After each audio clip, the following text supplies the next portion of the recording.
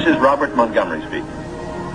From the nation's capital has come a new epic of American courage and sacrifice, America's greatest adventure in polar exploration. This is a tale of men and of their willingness to endure hardship and risk life above and beyond the call of duty in the service of country and humanity. For brevity, the sequence of events has occasionally been rearranged. The President's Cabinet approved the expedition. As Secretary of the Navy, James V. Forrestal explains the reasons for the enterprise. There is only one untouched reservoir of raw materials left in the world, and that's in the region known as Antarctica, an area larger than the combined area of the United States and Europe. The American government is sending a naval expedition to that region. The purpose is to train our Navy in polar operations so that it may better perform its function of preserving the peace upon the seven seas of the world. Beyond that, the American government is seeking to do its share in the discovery and the release to the world of the unknown treasures of Antarctica in the interests of all mankind.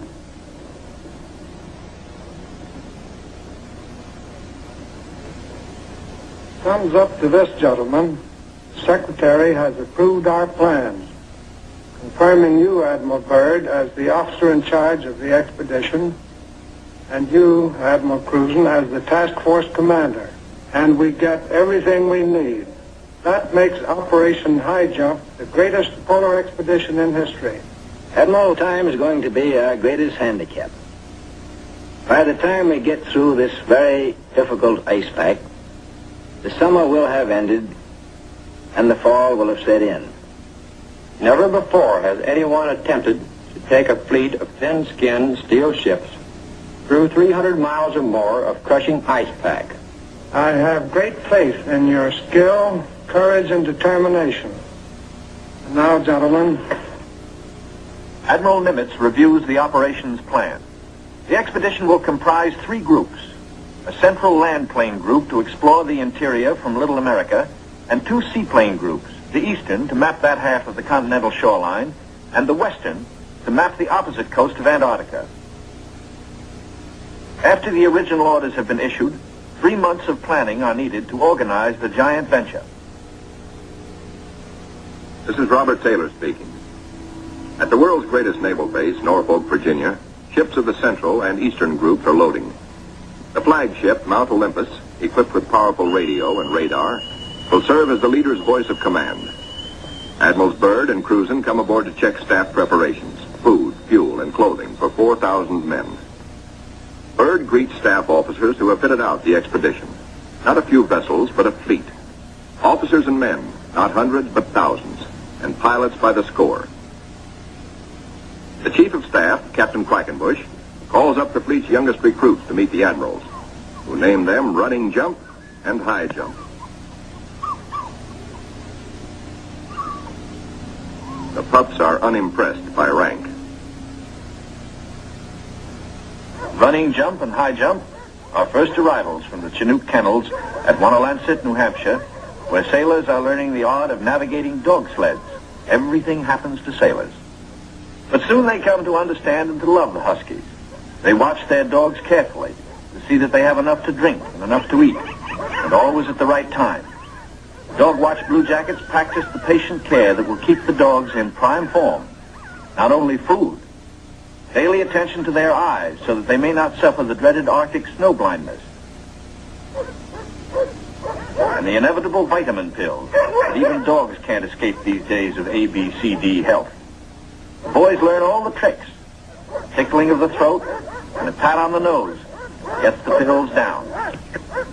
The dog sleds are the small boats of the Antarctic. Each carries 600 pounds, with 10 dogs hauling.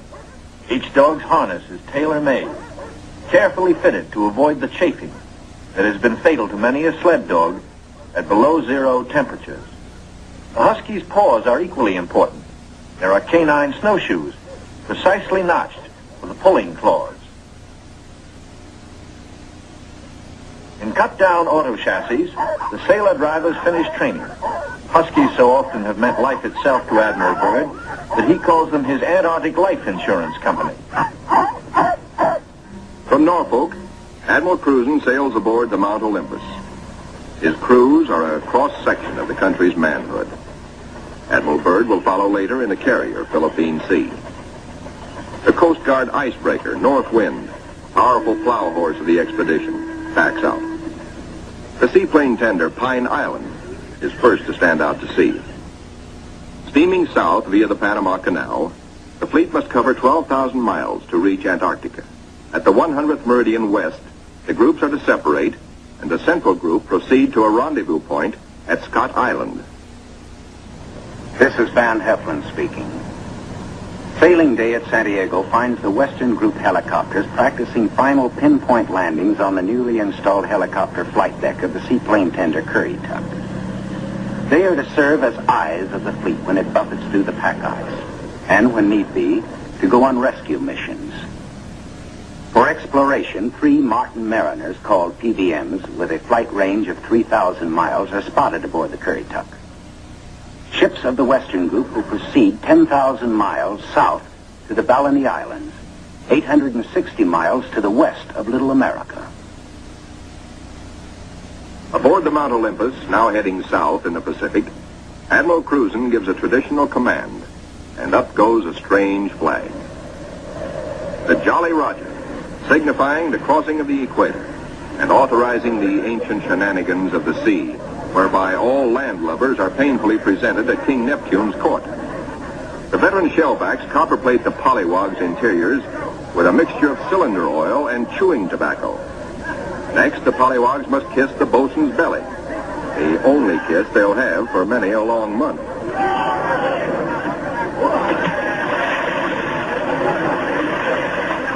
They wind up with a dunking and a final whacking to warm them up, officers and men alike. Wearing the whiskers of Neptunus caninus, Ricky, the veteran husky, presides as the pups become doggy shellbacks. The oncoming shadow of the Antarctic intensifies preparations. Bamboo is spread for trail marker sticks. These, topped with flags, will form lifelines to guard the men against losing the trail in blinding blizzards. Small details, but vitally important in the wilderness of ice. The dogs are inoculated against infection. Now the serious business of the sea takes over. Danger menaces the fleet oiler, Cacapon. She must fuel the fleet now to lighten her cargo of 4 million gallons of oil. If storms strike her, plates may warp, rivets shear, and her back may be broken. And ahead are the dreaded roaring 40s. Deck parties run with hauling lines, bringing over the Cacapon's captain for a conference.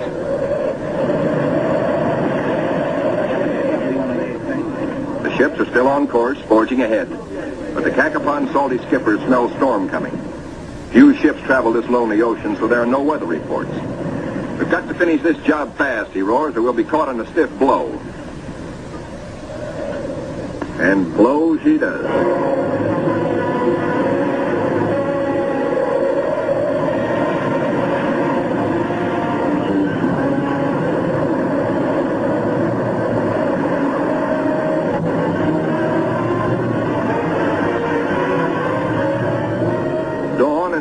Skies, but still the gale blows hard.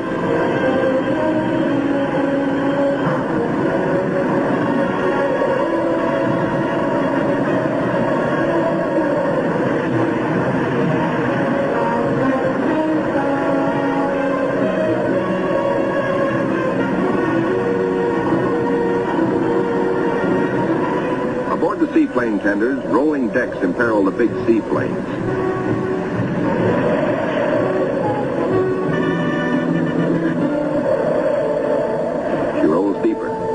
A sudden lurch. The Navy cameraman taking these pictures is thrown, his leg broken. He swings his camera, catches the nose of one plane smashed in, swings aft, spots another plane overboard, sinking in the wake. Lost.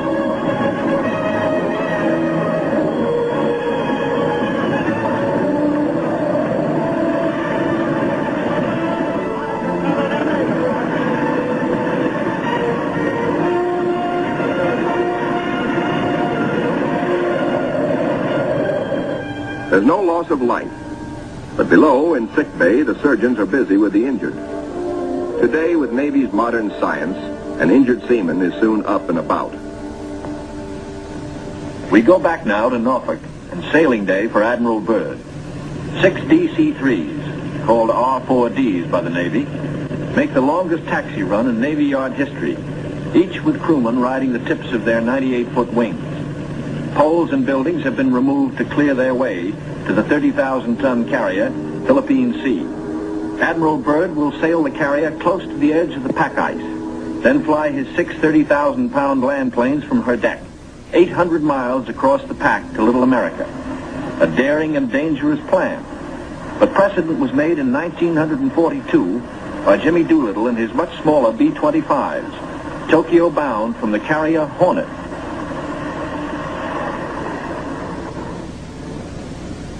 As the Philippine Sea sails on her 10,000-mile voyage, the advance group under Krusen has voyaged far south. They sight their first icebergs just above the Antarctic Circle. Careful bearings are taken, for the hulls of these ships are no thicker than was the steel skin of the Titanic. The treacherous ice is the enemy now as then. But danger is the sailor's business. His delight is in preserving home traditions, the Christmas tree and Christmas dinner.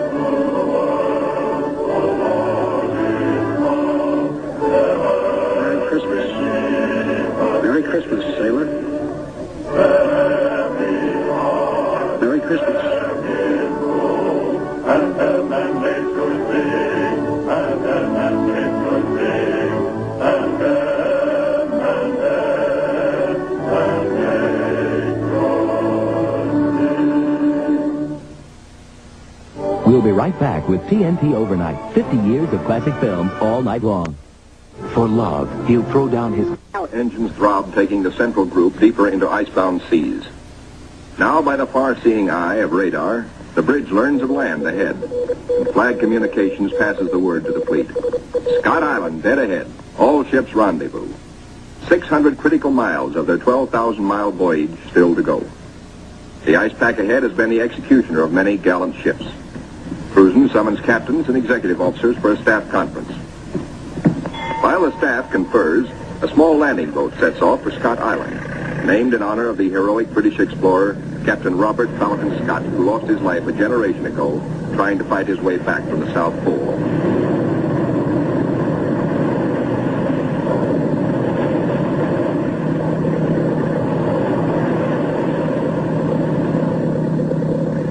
In such surging seas, landing is impossible. The boat heads back for Mount Olympus with serious news. Krusen must abandon his plan for a weather station here on this rugged submarine mountain. Time presses hard. With his operation officers, Krusen transfers his flag from Mount Olympus to the Coast Guard icebreaker, North Wind, where she must take the lead, cut the channels. Admiral Krusen's battle now begins. Through 600 miles of peril, the Admiral must bring his ships to the open Ross Sea, and thus to the Bay of Whales and Little America. Krusen signals, "Follow me," and sets a careful course past icebergs. There she blows, things to look out. There she breaches, close aboard. These huge whales measure up to 80 feet long, and each yields oil worth more than $2,000. The radar watch informs the bridge they have picked up a big ship, a Norwegian whaler, with her killer craft in close company. The Norsemen report the heaviest ice pack in 40 years. This year, they tell the Americans they're staying to the north of the ice. The Norwegian captain urges, exercise extreme caution. The American fleet proceeds. Here is the most treacherous navigation in all the 7 seas, with every floe, every berg a potential killer of ships. 7/8 of the berg lies underwater. Its jutting ice foot can slice into a ship like a can opener into a can. Ahead, the sky shows white streaks, the telltale ice blink, the warning reflection in the sky of the great pack. The ships meet their first tabular, the tabletop Byrd found only in the Antarctic. These tabulars are huge ships from the great ice barrier. They measure as long as 40 miles and are counted not in acres, but in square miles. The ships must follow a twisting, turning sea alley, cleared by the icebreaker. The submarine, Senate, brings up the rear. U-formed ice, known from its shape as lily pad ice, offers no trouble. It is the bergy bits and the birds themselves that form the hazard for the submarine.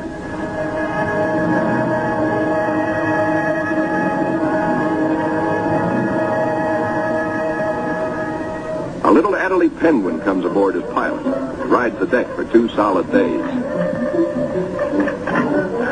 Navy cameramen find new subjects, a group of emperor penguins feeding in the lead.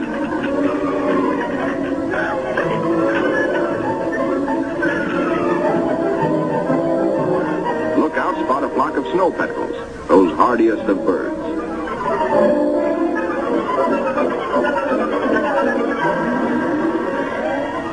Admiral Krusen orders reconnaissance by helicopter and himself boards the plane as observer. For the first time, the helicopter serves as the eyes of the fleet to scout out a way through the ice.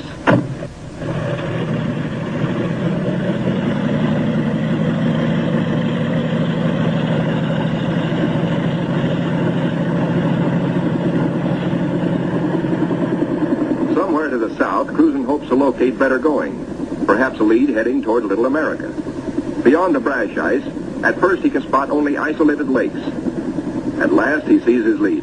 Reconnaissance by helicopter has paid off. And just in time, for the helicopter's gas is running low. The long practice hours of pinpoint landing have not been wasted. The Admiral is safely back aboard. Krusen changes course to head the fleet toward his lead. No open roadstead here, no channel markers.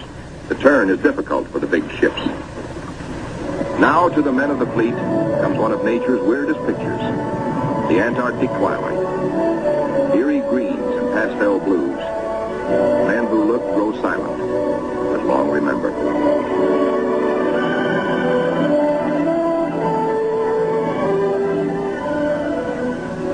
Nor will they forget the dawns and the seals.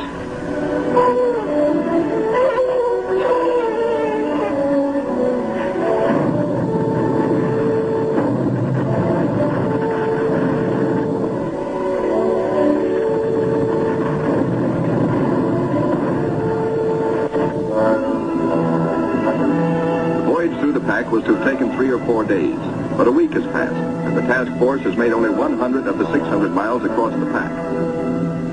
An emergency radio to the north wind summons instant help. The submarine, Senate, is caught. The jaws of 2 ponderous pressure blows are closed in, locking her in a white vice. The submarine is in acute danger of being sunk.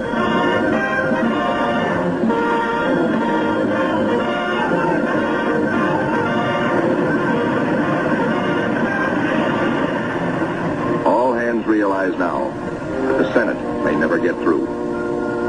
Krusen signals, resume course.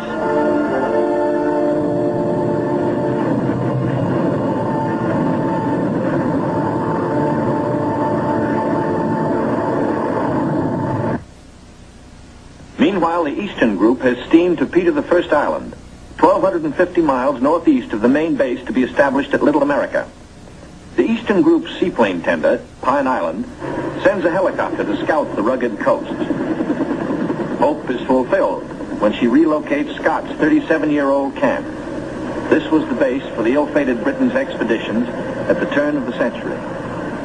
While the helicopter waits, the Americans look over the hut, finding only an abandoned sled.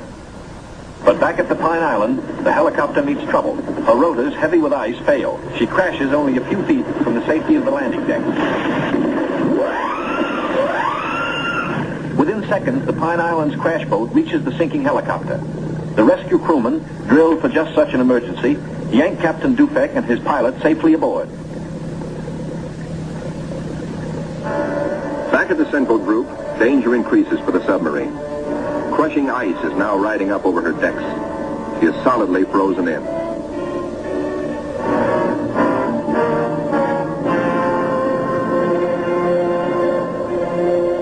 The Senate situation is desperate.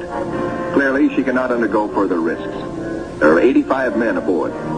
The ice locking her in is a solid pressure field spotted with birds. She must be taken back. The north wind cannot get the fleet through if constantly halted to rescue the submarine.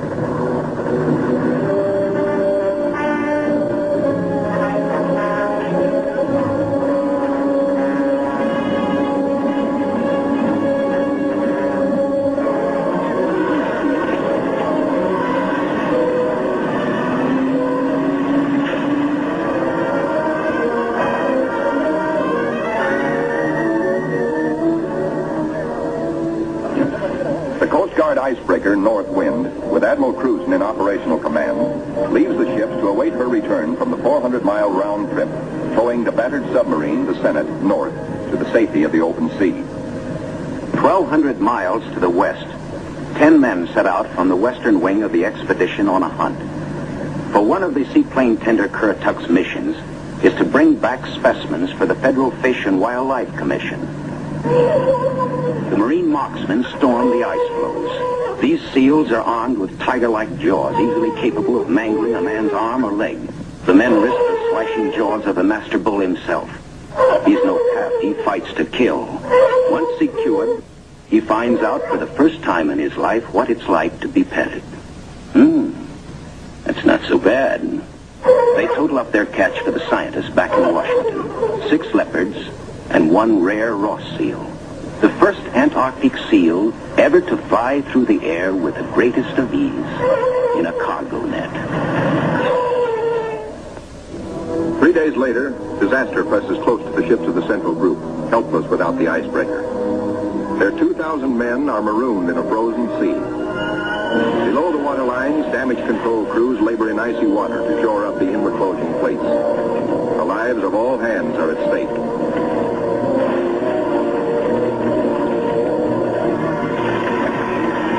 The radio flashes an SOS to Krusen 200 miles to the north. Quickly, he orders the submarine to go on by herself to Scott Island and there operate as a weather reporting station. And now begins a race against time well worthy of high place in the traditions of the United States Coast Guard.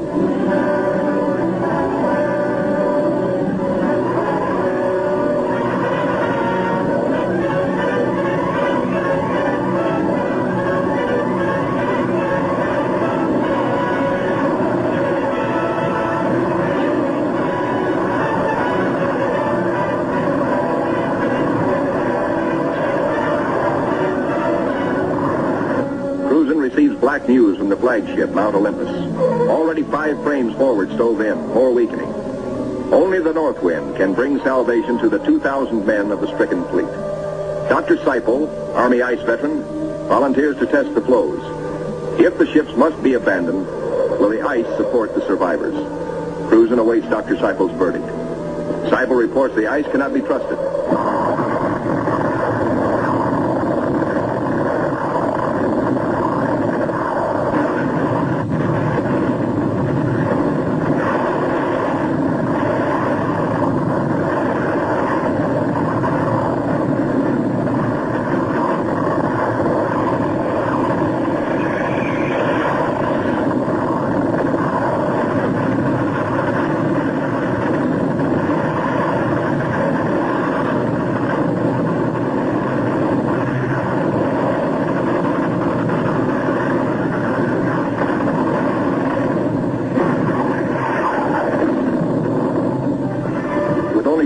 To go, the icebreaker is hemmed in by ice 20 feet above water, 50 feet below, in an area as great as 100 acres.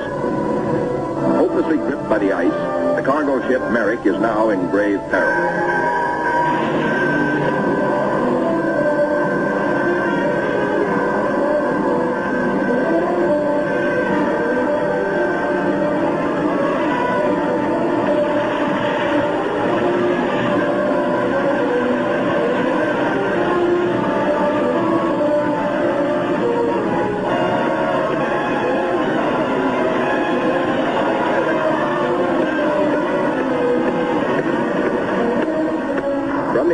The fleet is now in sight over the pressure ridges. The desperate struggle of the north wind to reach them seems hopeless at times. The icebreaker counts her gain by yards now. Captain Thomas dares passages that normally he would avoid. It's the critical last round, a straight-out slugging match.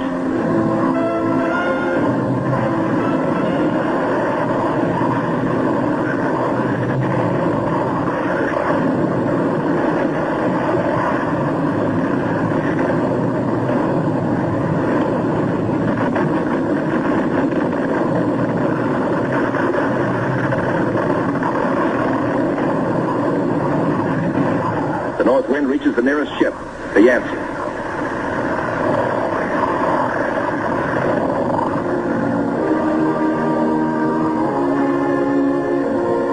The Coast Guard icebreaker, North Wind, commands the only power operating in the whole frozen fleet.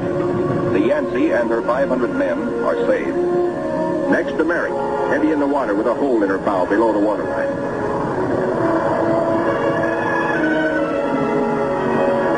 Reaches the flagship, Mount Olympus, cuts her free. The fleet has survived. 2,000 weary American sailors are safe. Beyond the great ice whirlpool that held them fast, they steamed through the southern edge of the pack, through to the open waters of the Ross Sea, and little America dead ahead. Word of the deliverance of Admiral Krusen's men reaches Admiral Byrd aboard the carrier Philippine Sea as she passes through the Panama Canal, Pacific bound. Officers watch sharply. The glove-tight fit of the 750-foot hull requires that the ship be kept exactly ruler-edge true to the sides of the lock. The Philippine Sea navigates the canal in a day. As she heads south in the Pacific, Admiral Byrd devotes all his time to the flight ahead, perilous but of vital importance to naval aviation. Never before have such huge planes attempted carrier deck takeoffs. Never before have wheels and skis been combined in one landing gear. The wheels for deck takeoffs and the skis for landings on ice. The grave risk is that one may interfere with the other and bring disaster. Byrd makes the decision. The wheels will have only a 3-inch clearance between skis and deck. Upon this will depend the lives of 40 men, and he will lead the way. Triumph at last for Admiral Krusen. The entrance to the Bay of Whales, the famous 400-mile Ross barrier. The Admiral can now relax. He, an American admiral, has brought a modern fleet for the first time into the innermost waters touching the great unknown continent of Antarctica. This is an historic moment. At long last, Admiral Byrd has realized his dream of many years of reaching little America with men and ships of the United States Navy. Reception committee. Hey, gang, hurry up. Look at the big penguins in our bay. Big penguins, bigger than emperors. Big black mountains that move. They walk like us, but not quite the right way.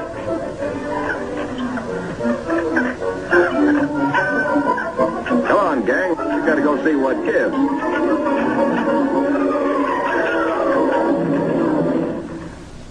The big penguins and their big black mountains, the ships, are on 24-hour duty, with the first job to secure all mooring lines.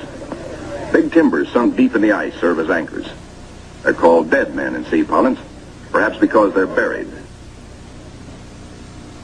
Slip toggles are rigged for quick release in case ice forces an emergency getaway.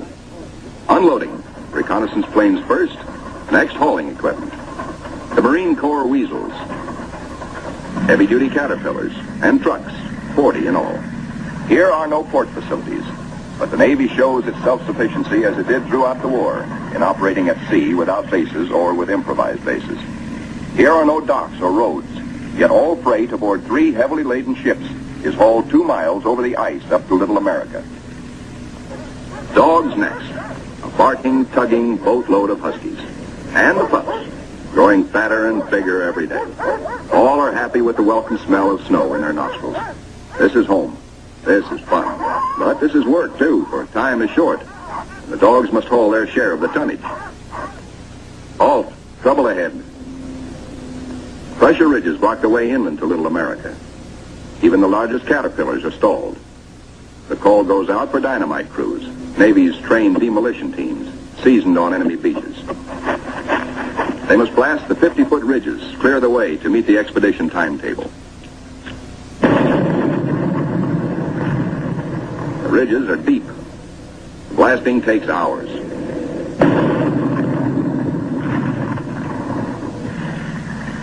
Seabees and their bulldozers follow, smooth out the road for the big cats. In 2 hours, they bridge crevasses 100 feet deep.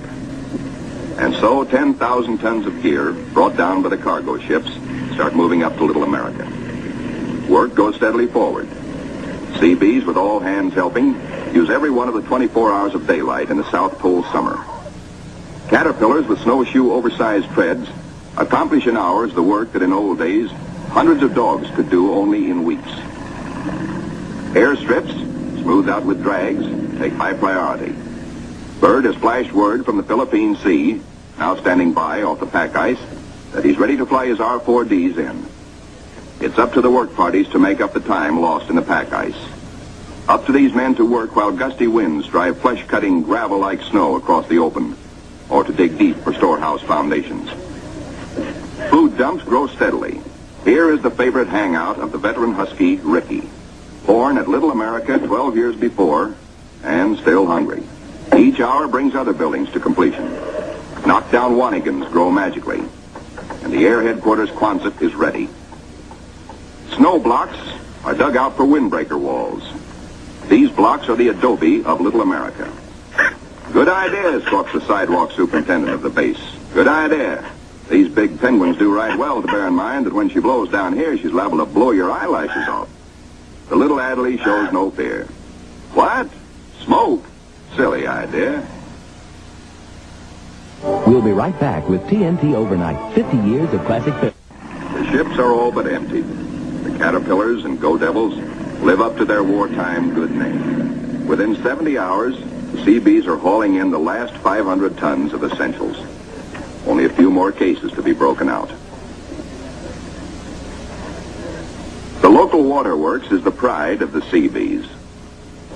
3 GI cans of snow produce 1 can of water, purest in the world. You keep your furnace going, which makes steam, which melts snow, which makes water. Simple. Simple once CB Engineering in Washington had figured it out before ever the first ship left port. And now, the ordered streets of a tent city that is Little America the Fourth come into being where 3 days before, the primeval snow lay unbroken. The church flag on the first Sunday signifies a pause for prayers. After the last Mass, and after the Protestant and Jewish services, the off-duty sailors have but one thought.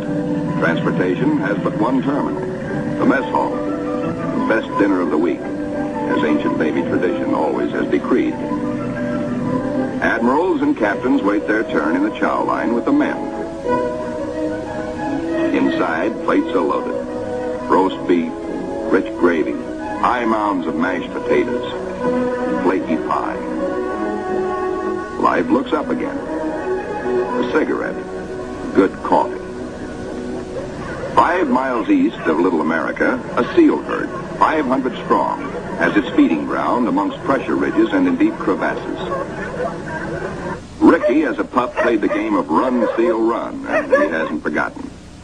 The seal wallops with his tail. Ricky's 12-year-old teeth are not so good on the slippery, wet hide of the 600-pound Waddell. Mr. Seal decides he's had enough. He scuttles down his escape hatch to the water below. Chow time. The only seals killed are for dog meat. Especially good because it insures against scurvy. The pups smell their dinner coming and let their handler plainly know they want it. Right now. They're only a few months old and forever hungry. Yet soon they will be pulling more than their weight in the sledge traces. They like their meat red. Will fight for it. The flagship flashes word by radio to the carrier Philippine Sea. Base ready, weather suitable. On the carrier, 6 planes, triple-checked, are ready for their moment of destiny. Admiral Byrd has given the pilots a final briefing. Everything depends on split-second timing.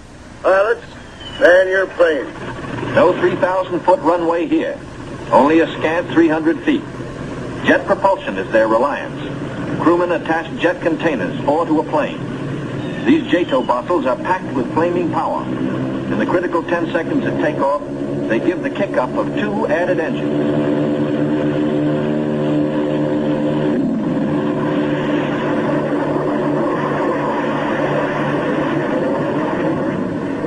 Byrd is airborne in exactly 100 feet.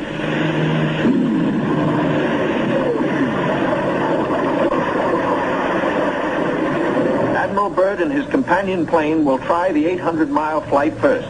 The others await his orders. At Little America, cameramen and Admiral Krusen wait anxiously. And there comes Byrd. Krusen can relax now. The skis work perfectly. The carefully calculated drag of the wheels serves only to shoot up a plume of snow. Byrd greets his son, Dickie Jr. first, here following Dad's footsteps. They watch plane number 2 come in safely. Byrd tells Krusen, good to be home again. Krusen has urgent news. There's a terrific storm brewing, only 10 hours more of safe flying. Byrd radios the carrier, launch all planes as soon as possible.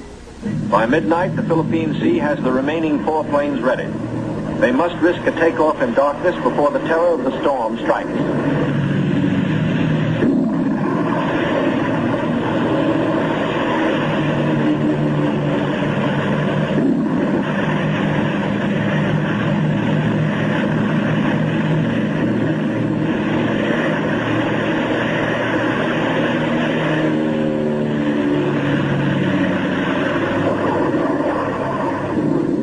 Finds the planes over the pack ice. With frozen death below and weather closing in, navigation becomes tricky. This close to the pole, the magnetic compass is no help. At the base, men scan the gray skies, looking, and finding only the blackness of the approaching storm, now visible to the east. If the planes don't make it within an hour, but in they come, one by one, to land in the last remnants of clear light. Each landing is the first on the ice for each pilot. These men are the first ever to fly big planes into the Antarctic. Or on previous expeditions, the planes were freighted in, assembled, and only then were they flown. These Navy and Marine Corps flyers have been bred on stormy going. Their long experience and, above all, the Navy's relentless training in all details brings them in, but with little time to spare. The blizzard hits, 100 miles an hour, scouring across the sastrugi. In storms such as this, many brave explorers have died.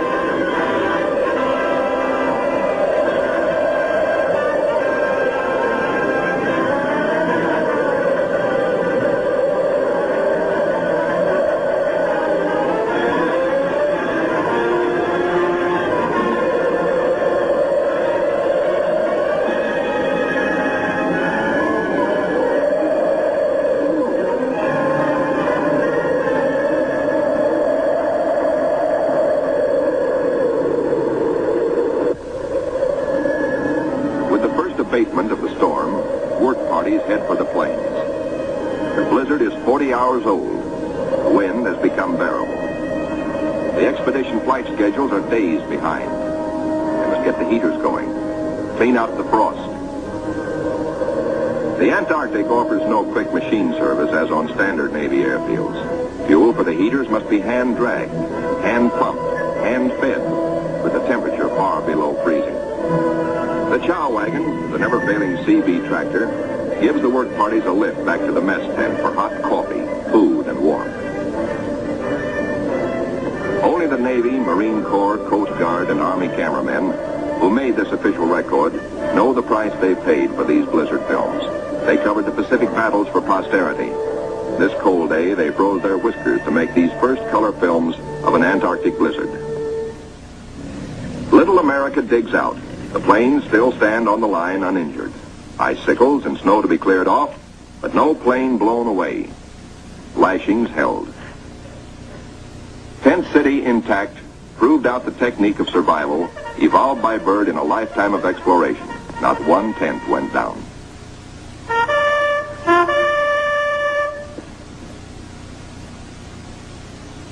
No matter how great the pressure of work, the flag must be raised with a ceremony which is its due.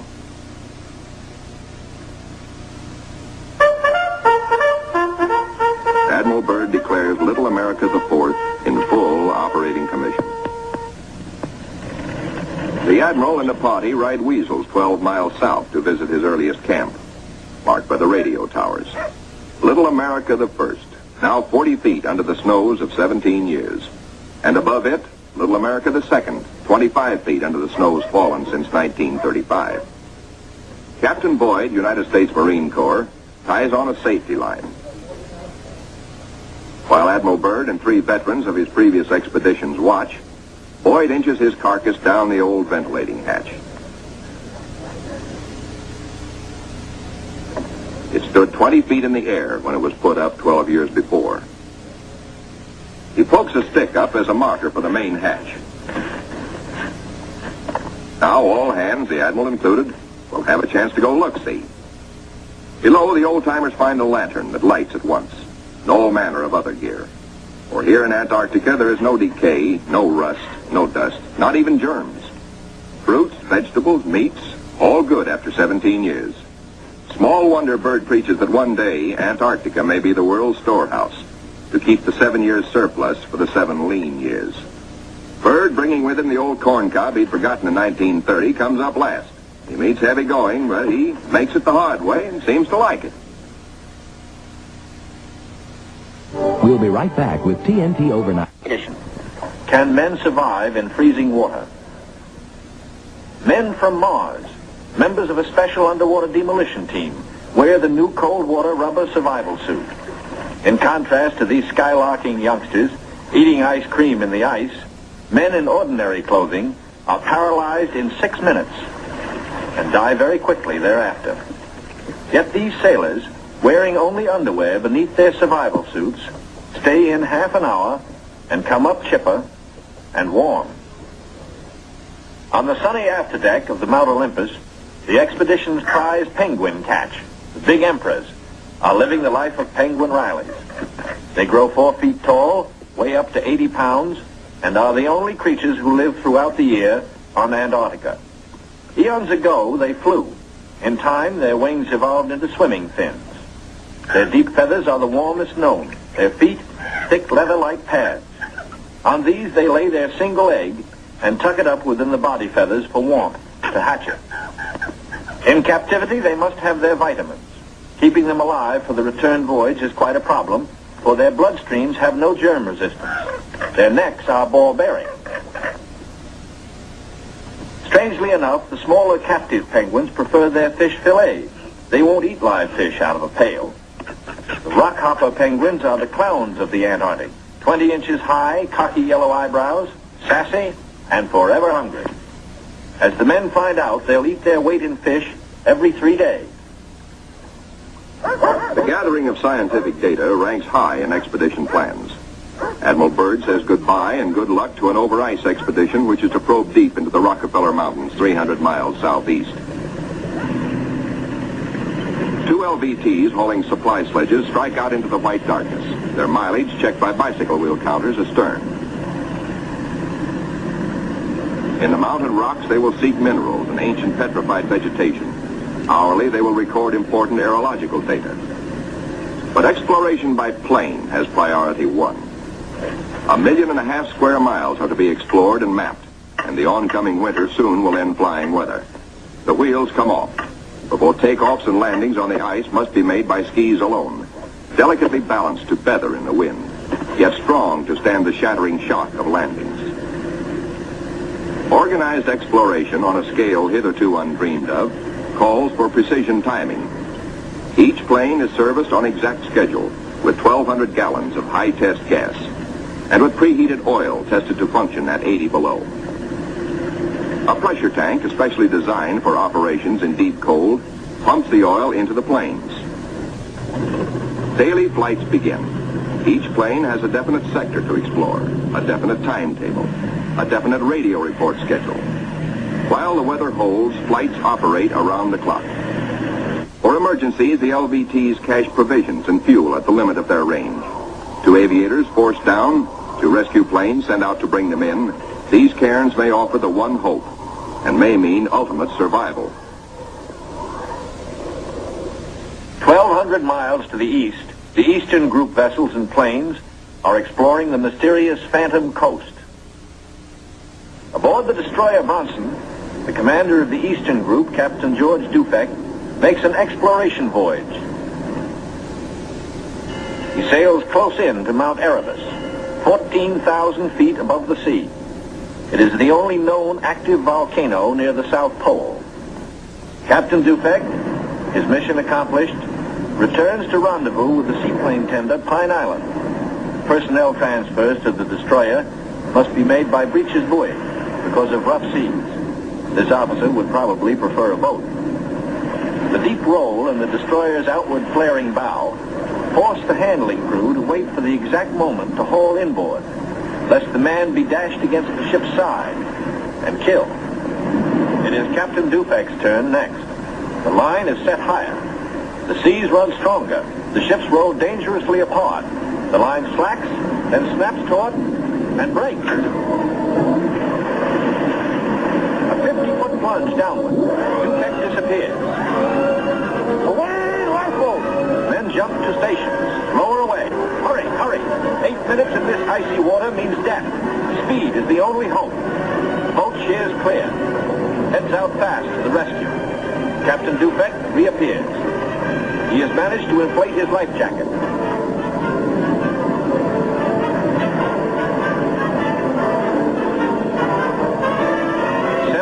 Gone. Dufek grabs the lifeline. The seaman clutches him. By a margin of seconds, he is saved. 1,500 miles west of Little America, the Currituck and her western group are off the Shackleton ice shelf, circling the Sunset Coast. The western group commander, Captain Bond, gives pilots and plane crews a last briefing on Antarctic dangers and the technique of survival if forced down. The flight about to start is the longest and most important so far for the Western Group. Before takeoff, survival gear is checked. Gear to keep 9 men alive for 100 days. Food, drugs, sleds, sleeping bags. On the water, the great TBM makes her takeoff run. Her jet assist bottles blast. She lifts quickly into the air and circles the Currituck once. Jet assist bottles, their work done, are dropped and make a salvo splash.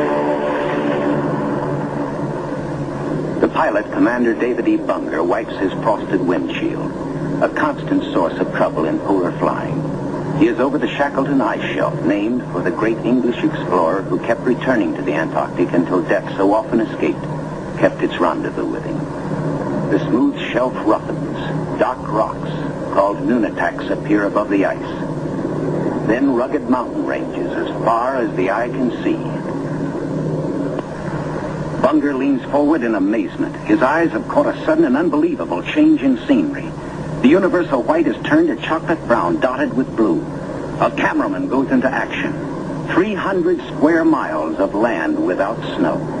Land that might be in New Mexico or Arizona. Pictures alone will prove Bunger has discovered a warm oasis in the shadow of the pole.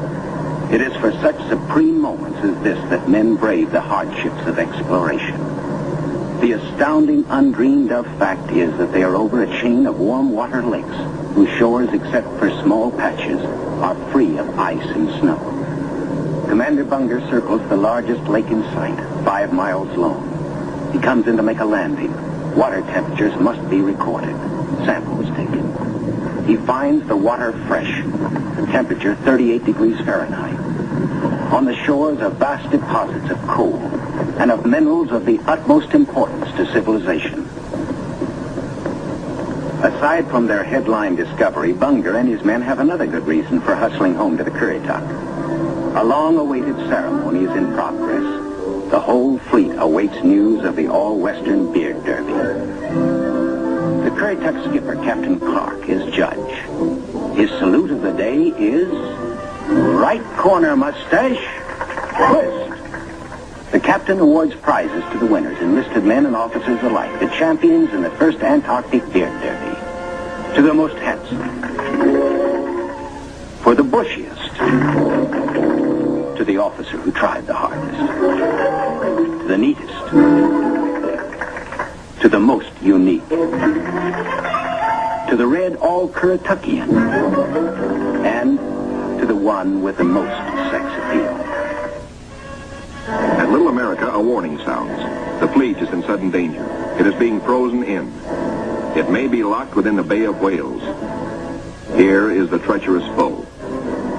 If caught, the ships will be wedged against the barrier, crushed.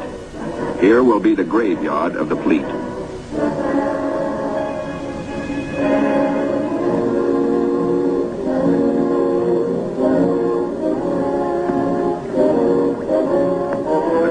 Icebreaker North Wind goes into action, ramming, backing, ramming again to break up the crushing flows. Landing craft work frantically to loosen the ice around the ships so propellers may turn without shearing off. One by one, the ships are cleared, get underway. Byrd remains behind with 197 volunteers in grave problems. His most important exploration flights will now lack the powerful directional radio to Mount Olympus.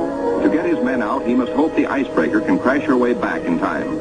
Otherwise, he and his men will be frozen in for the 9 sunless months of the dark, treacherous Antarctic winter. Marooned, Admiral Byrd and his staff plan the big flight to the South Pole and far beyond. This is the culmination, the last mass flight. 4 planes spanning out over a continent of unknown territory larger than Texas, California, and Arizona combined. Over freezing wastes without people, without life, without vegetation. Nature's most formidable challenge to man. The 4 planes are gassed up.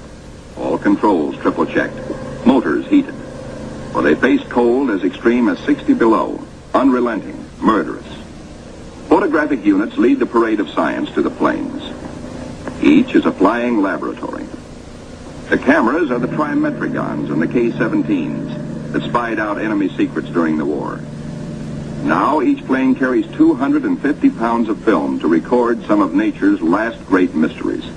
The war's secret radar magnetic detectors are here too, bolted on like bombs. In war, their electronic impulses spotted minefields buried deep under the surface. Now they will read far below the ice, detect and identify minerals, coal, iron, precious ores. Byrd gets the words, "Ready, sir."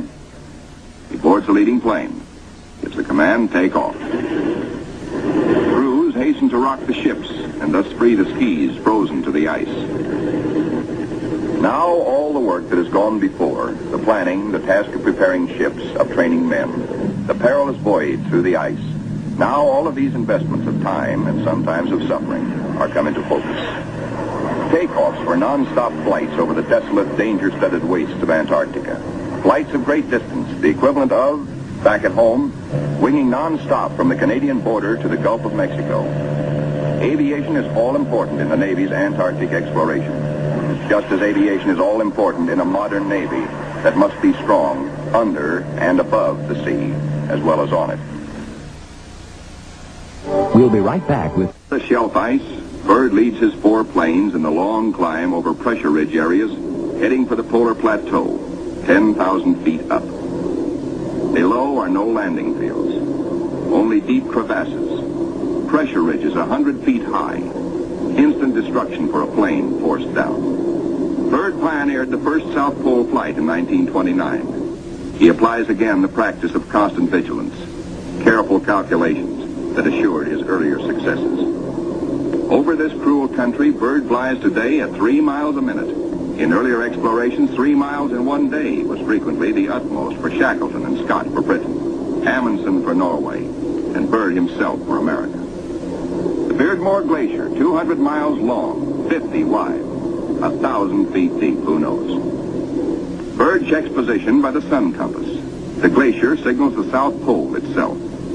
Here, Byrd drops the flags of the United Nations, carefully boxed, a symbol of America's goodwill to all nations. Now beyond the pole, Byrd focuses his cameras and magnetic detectors on land new to him and to all mankind.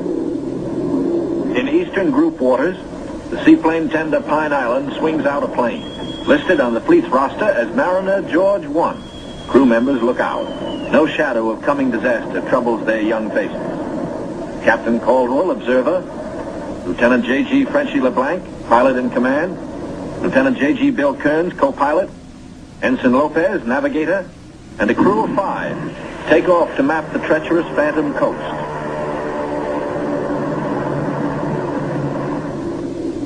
Byrd's planes, deep into the unknown, are the eyes of civilization, recording, evaluating, mapping. Plateaus, mountain ranges, with peaks 20,000 feet above sea level. The trimetric lenses, clicking overlapping exposures every 3 seconds, photograph from horizon to horizon. Coal, a mountain of coal. Byrd later declares Antarctic mines, if once tapped, could supply the world's coal needs for centuries.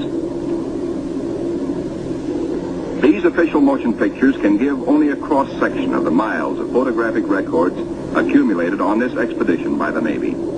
The exposed mapping film will take 5 years to assemble.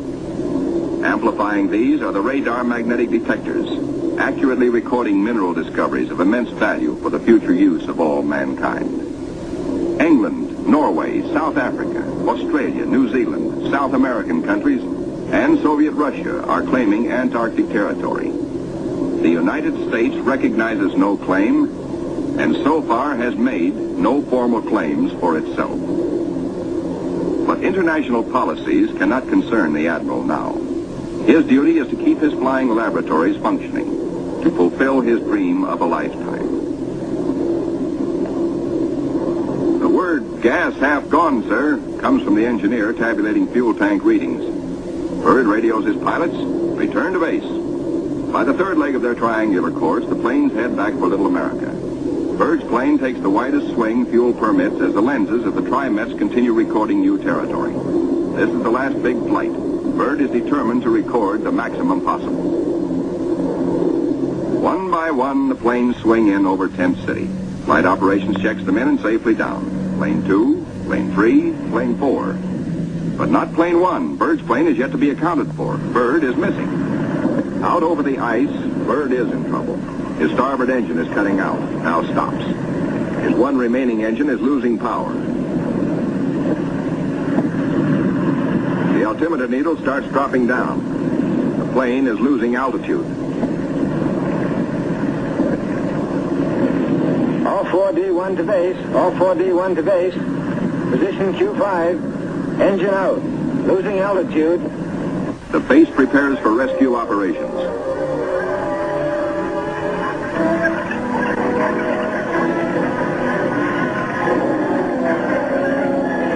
Handicapped by the partial power of one engine, the plane is in jeopardy. Down she drops. The needle drops from 3,000 feet downward, threatening peaks around her. A further drop might mean a crash. Only one hope, reduce the load, lighten her at once.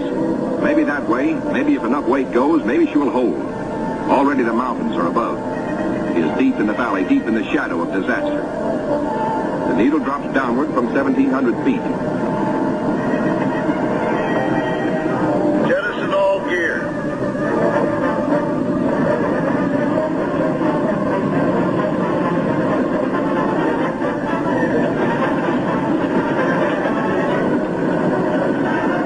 Only the precious films and records are saved. The gamble is life or death.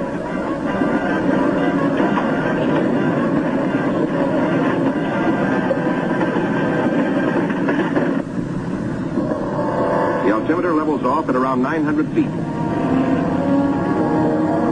Slowly she starts to climb. She is gaining altitude. Pilot signals 4-0. 3 hours later at the base, crippled plane comes into sight. Men peer closely, tense, hushed, as they see the starboard prop dead. The one-engine landing is tricky at best. With skis, on ice, hold your fingers crossed for the pilot.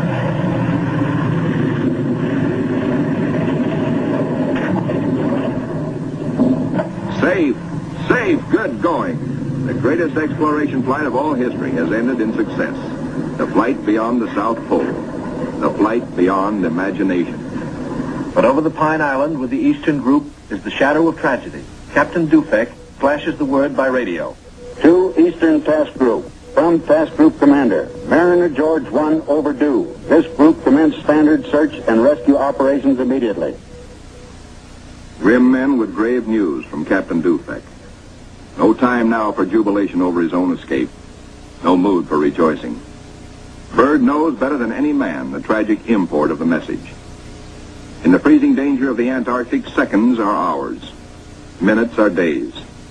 Every resource of the expedition must be mobilized instantly. All planes must take the air. All men stand alert for emergency duty. Over the ice pack, above the open sea, across the barrier. Mariner George 1 is down with men. No radio signals coming through. That means a crash. Search, search, search. Wherever the plane is, it must be found. For maddening, anxious days, fog shrouds the area where the accident most likely took place. Men are frantic. Yet daily, at their own request, at their urging, in fact, the crew of the Pine Island gathers for prayer service. On the 13th day, the weather breaks clear. Captain Dufek sends another PBM into the area heretofore shrouded in fog. At last, in clear visibility, the pilots and men scan water and pack ice along the Phantom Coast. Wherever they are, the 9 men of the George 1 have been lost almost 2 weeks. Hope is thin. 5 hours out, Commander Howell, the pilot, spots smoke. A signal fire. Some are alive down there. How badly hurt? How many live? George 1 smashed. The wreckage scattered. Some of it burned. And a message on the wing. Lopez, Henderson, Williams, dead. No seaplane can land on the ice. Can the survivors reach open water? Howell must drop a message.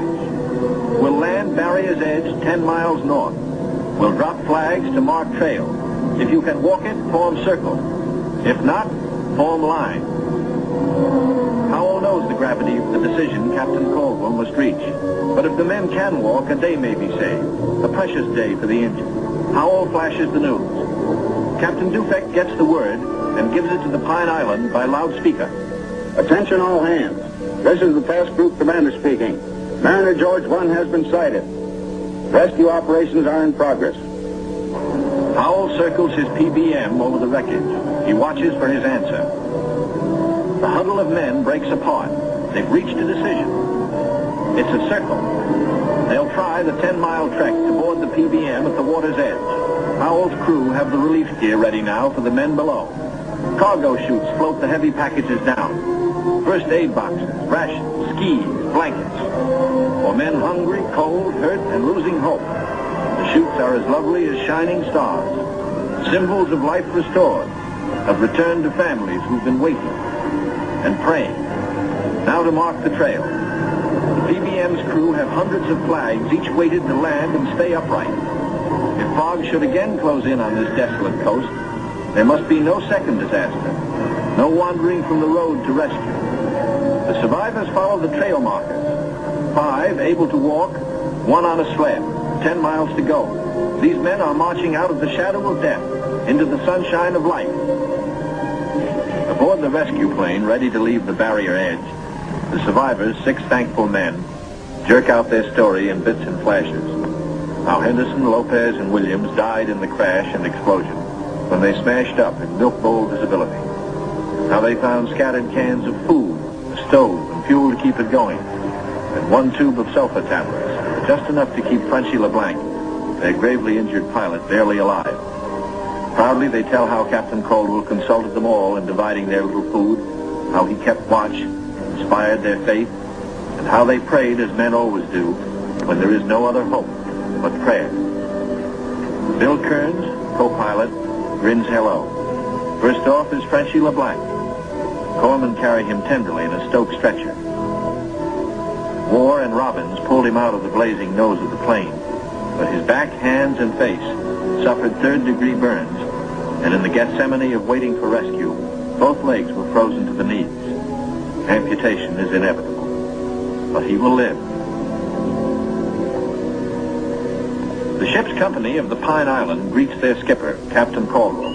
observer on the flight.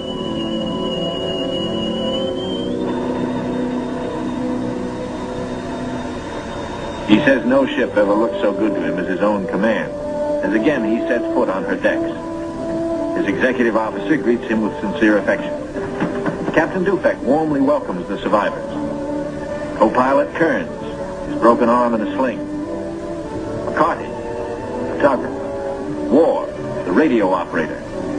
And smiling Shorty Robbins, the motor mech. The head is warm. A hot bath, clean sheets, and long hours of restoring sleep. And perhaps first, a moment to splice the main brace, by which good sailors mean a ration of medicinal spirits. Bourbon to you. Later in sick bay, all but Frenchie and Captain Caldwell enjoy their first full meal in 2 weeks. Kearns will go to Georgetown University to study for a career in diplomacy. McCarty, who has a wife and 2 children in Sonoma, sunny California, beams happily. Robbins, who was the wheel horse in those desperate days, figures to keep on flying. He still loves it. And War knows that he will marry his school teacher sweetheart back in Reading, Pennsylvania. News of the rescue finds the icebreaker with Admiral Krusen fighting her way through thickening ice to pick up Admiral Byrd and his men at Little America. Byrd is radioed for all speed. At the base, the Admiral supervises Operation Secure. All essential records and scientific instruments are to be taken home. The planes must remain. They are stripped down with the hope that another American expedition in a future year may find them of use. Supply dumps are marked by poles. And now through the capes comes the old reliable workhorse, the icebreaker. Final loading is the order. All roads lead to the bay, the last trip down. The last long trek through the snow for the big Go Devil sledges, loaded with men and equipment. The excitement that always comes with sailing infects all hands, including the dogs. They sniff something important is in the wind. With normal quarters for 75, the icebreaker must jam aboard the additional 197 men of the base party until, after the voyage north, she can transfer personnel to the big ships awaiting her at Scott Island. Byrd is among the last aboard. He can now report to Admiral Nimitz, Operation Highjump completed. Our men have achieved accomplishments unparalleled in the history of discovery. Our central group has flown far beyond the South Pole, mapped 1/3 million square miles never before seen by man. Our eastern group mapped 3,000 miles of phantom coast and charted 40,000 square miles of coastal ocean areas hitherto unknown. Our western group, flying hundreds of air hours, mapped the 4,000-mile Sunset Coast, made the amazing discovery of warm land in Antarctica. In all, the expedition explored more than 1.5 million square miles. Our scientists, by use of the radar magnetic detector, have pinpointed fabulous treasures and resources of great significance for all mankind. The men who did the job, Navy, Army, Air Corps, Marine Corps, Coast Guard, and scientists, are going home. Tired men, they're going home to their mothers, sweethearts, wives, children. Home, strong in the knowledge that they have met the Antarctic battalions and conquered it. Well done.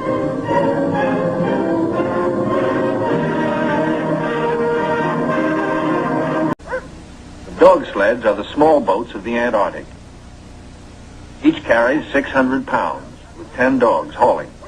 Each dog's harness is tailor-made, carefully fitted to avoid the chafing that has been fatal to many a sled dog at below zero temperatures.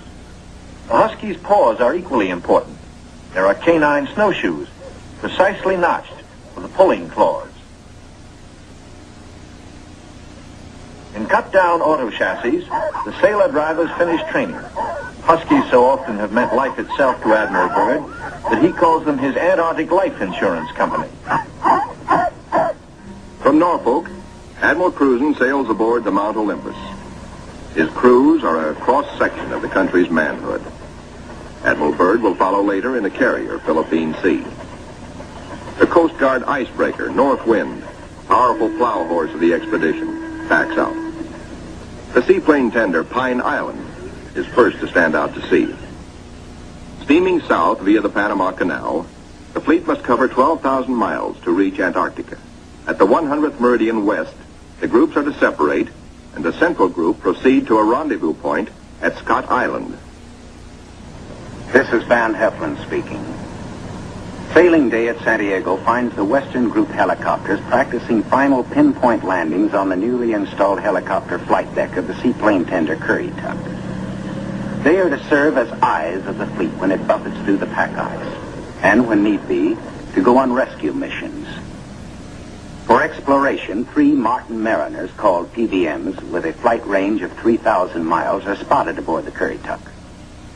Ships of the Western Group will proceed 10,000 miles south to the Balleny Islands, 860 miles to the west of Little America. Aboard the Mount Olympus, now heading south in the Pacific, Admiral Krusen gives a traditional command, and up goes a strange flag. The Jolly Roger, signifying the crossing of the equator and authorizing the ancient shenanigans of the sea, whereby all landlubbers are painfully presented at King Neptune's court. The veteran shellbacks copperplate the pollywog's interiors with a mixture of cylinder oil and chewing tobacco. Next, the pollywog's must kiss the bosun's belly, the only kiss they'll have for many a long month.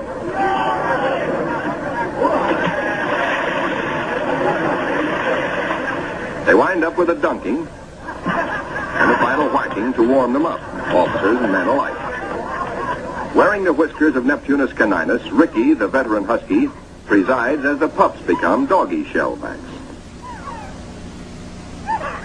The oncoming shadow of the Antarctic intensifies preparations. Bamboo is spread for trail marker sticks.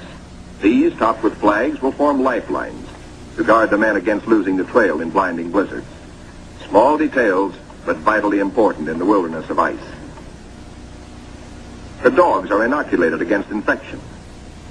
Now the serious business of the sea takes over. Danger menaces the fleet oiler, Cacapon. She must fuel the fleet now to lighten her cargo of 4 million gallons of oil. If storms strike her, plates may warp, rivets shear, and her back may be broken. And ahead are the dreaded roaring 40s. Deck parties run with hauling lines, bringing over the Cacapon's captain for a conference.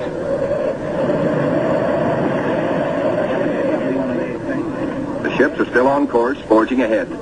But the Cacapon's salty skipper smells storm coming. Few ships travel this lonely ocean, so there are no weather reports. We've got to finish this job fast, he roars, or we'll be caught in a stiff blow. And blow she does.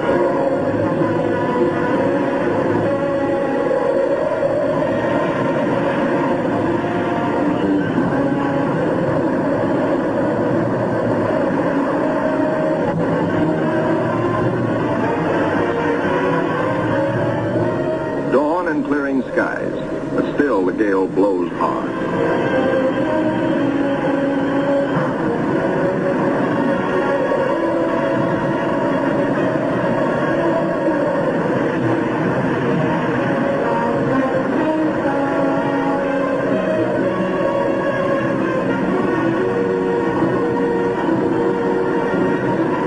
Aboard the seaplane tenders, rolling decks imperil the big seaplanes.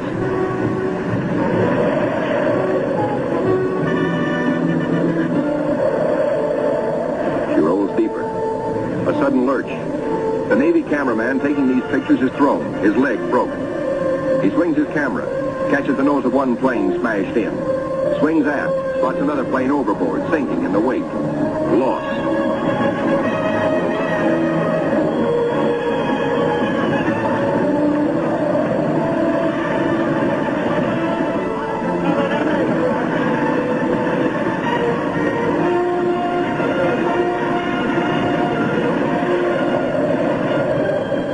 There's no loss of life, but below in sick bay, the surgeons are busy with the injured. Today, with Navy's modern science, an injured seaman is soon up and about. We go back now to Norfolk and sailing day for Admiral Byrd. 6 DC-3s, called R4Ds by the Navy, make the longest taxi run in Navy Yard history, each with crewmen riding the tips of their 98-foot wings. Poles and buildings have been removed to clear their way to the 30,000-ton carrier, Philippine Sea. Admiral Byrd will sail the carrier close to the edge of the pack ice, then fly his 6 30,000-pound land planes from her deck, 800 miles across the pack to Little America. A daring and dangerous plan.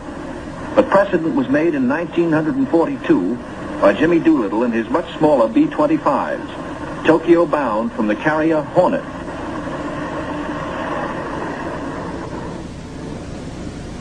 As the Philippine Sea sails on her 10,000-mile voyage, the advance group under Krusen has voyaged far south.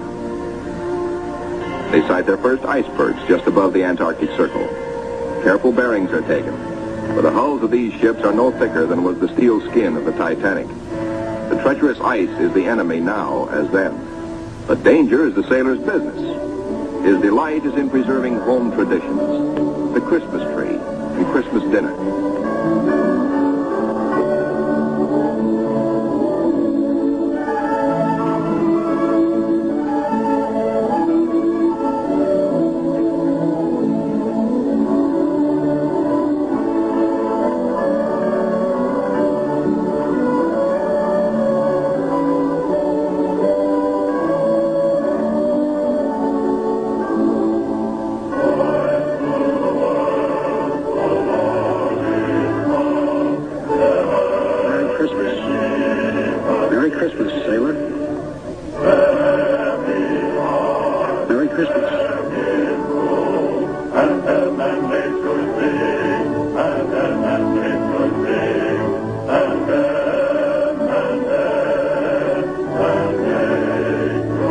Greatest polar expedition in history. Admiral, time is going to be our greatest handicap. By the time we get through this very difficult ice pack, the summer will have ended and the fall will have set in. Never before has anyone attempted to take a fleet of thin-skinned steel ships through 300 miles or more of crushing ice pack. I have great faith in your skill, courage, and determination. And now, gentlemen, Admiral Nimitz reviews the operations plan. The expedition will comprise 3 groups: a central land plane group to explore the interior from Little America, and 2 seaplane groups, the eastern to map that half of the continental shoreline, and the western to map the opposite coast of Antarctica. After the original orders have been issued, 3 months of planning are needed to organize the giant venture. This is Robert Taylor speaking. At the world's greatest naval base, Norfolk, Virginia, ships of the Central and Eastern groups are loading. The flagship, Mount Olympus, equipped with powerful radio and radar, will serve as the leader's voice of command. Admirals Byrd and Krusen come aboard to check staff preparations, food, fuel, and clothing for 4,000 men. Byrd greets staff officers who have fitted out the expedition. Not a few vessels, but a fleet. Officers and men, not hundreds, but thousands, and pilots by the score. The Chief of Staff, Captain Quackenbush, calls up the fleet's youngest recruits to meet the admirals, who name them Running Jump and High Jump. The pups are unimpressed by rank. Running Jump and High Jump are first arrivals from the Chinook kennels at Wanalancet, New Hampshire, where sailors are learning the art of navigating dog sleds. Everything happens to sailors. But soon they come to understand and to love the Huskies. They watch their dogs carefully to see that they have enough to drink and enough to eat, and always at the right time. Dog watch bluejackets practice the patient care that will keep the dogs in prime form. Not only food, daily attention to their eyes so that they may not suffer the dreaded Arctic snow blindness. And the inevitable vitamin pills that even dogs can't escape these days of ABCD health. The boys learn all the tricks. Tickling of the throat and a pat on the nose gets the pills down.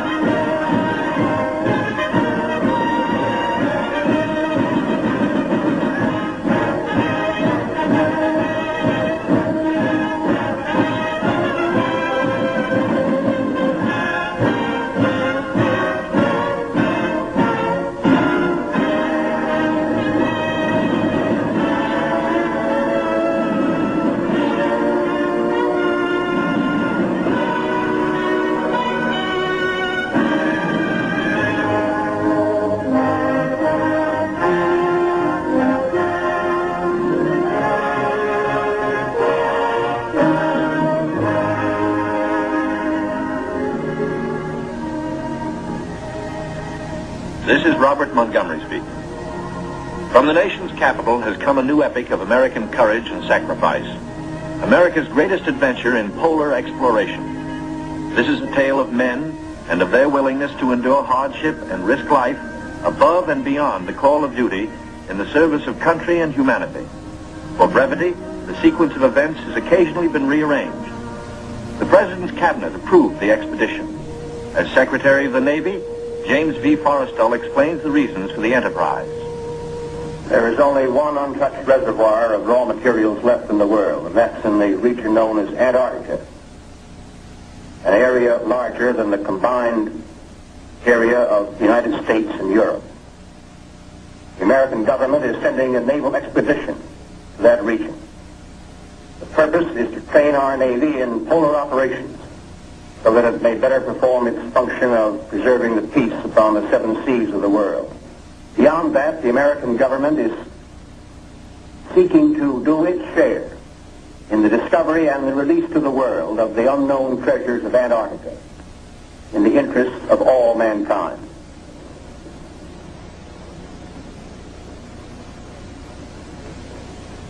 Sums up to this, gentlemen. The Secretary has approved our plans, confirming you, Admiral Byrd, as the officer in charge of the expedition, and you, Admiral Krusen, as the task force commander. And we get everything we need. That makes Operation Highjump